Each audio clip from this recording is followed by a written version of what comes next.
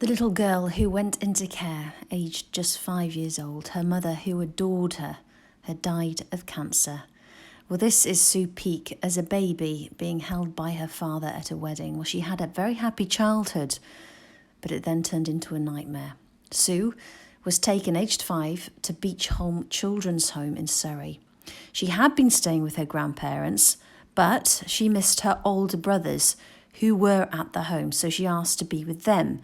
Now, for the first years of her life, Sue was actually very happy, but things soon changed.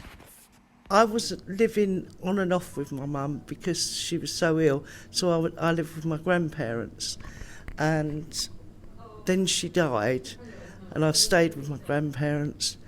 And my brothers had been put into a place called Elsfield House at the time, which I didn't actually know about. And then they got put in Beecholme, but I was missing them and I wanted to be with them. So then I went to Beecholme. Well, the house I was in first was nice, and then got transferred. It's okay there until I got bullied, and then we transferred again, and that's where all the abuse started in that house. So for many years she was happy in the home, but aged 13 she challenged a man who was sexually abusing her and others. And then she ended up in a mental hospital for speaking up. It started when I was in bed, and I used to sleep on my stomach. And I woke up one night and my back was being stroked. And when you just wake up, you don't realise it's because it's relaxing, you know. But then he started going down my trousers, and that woke me fully. And I jumped up and I see who it was, and I told him get out, and he did. And then it happened a few times after, and I thought, you know, I sensed that he was there, and I said to him get out, and he told me to shut up.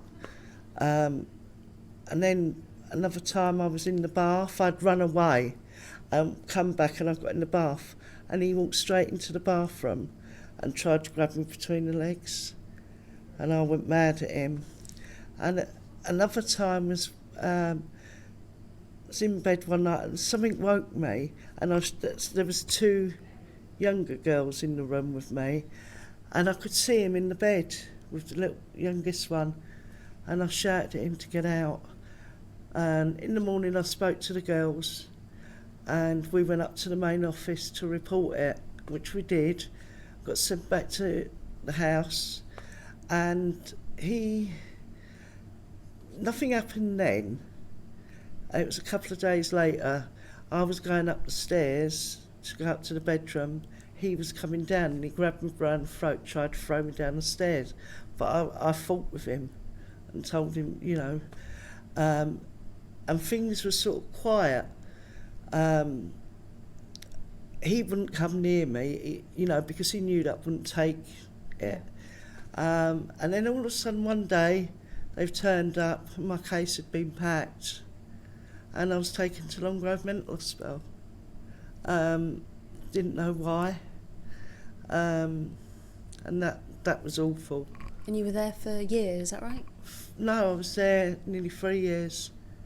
A year after I was there, the police came down to interview me, and I was angry, and I said, well, why should I?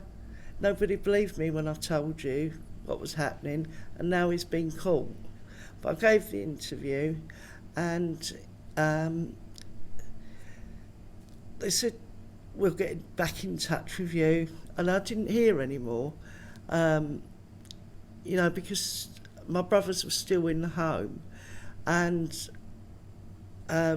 we didn't sort of talk about it. I did see my brothers, but it changed everything in my family life with my grandparents, my aunts, my uncles and everything. They thought I was a mental nutcase, and they used to sort of be nasty to me and treat me like a leper, really, you know. Oh, shut up, you nutcase, you're in the loony bin and things like that, you know. And they did treat me like dirt. So just to finish off, my last question is, do you feel that you've got justice? No, not at all. Fighting, we want justice. It's not about, to me, it's not about money. It's about them accepting responsibility for allowing this to happen to us and to stop it to happening to future children. Sue is part of a group called Beecholme Warriors. With her best friend Moira, who was also at the home, they continued to campaign for an apology, but also an assurance that what happened to them will never ever happen again.